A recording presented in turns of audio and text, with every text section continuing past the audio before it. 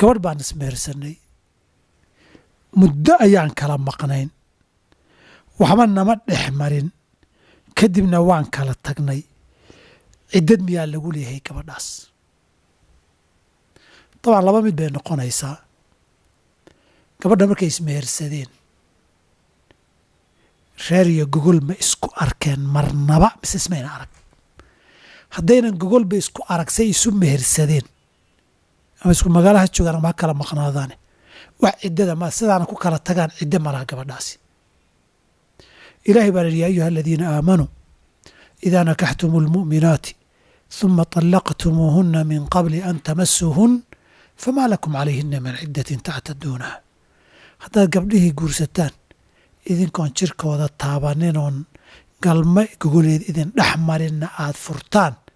wax ciddood ku leedihiin lama arko markii dalqaddu afkaaga ka soo dhammaatayba ninkay rabtay guursan kartaa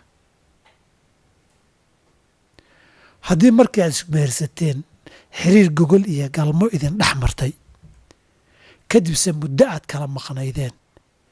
haddana furiin dhaco ciddo waa laga rabaa ciddadu keliya min hubsasho ma ahane xukumka khaalibka inkasta oy tahay minka la hubsanayo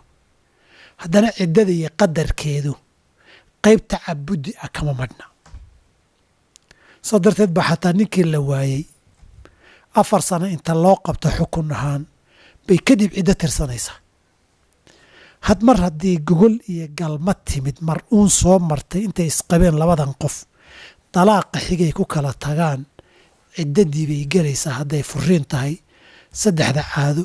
haddii caadadii ka guurtay 3 bilood haddii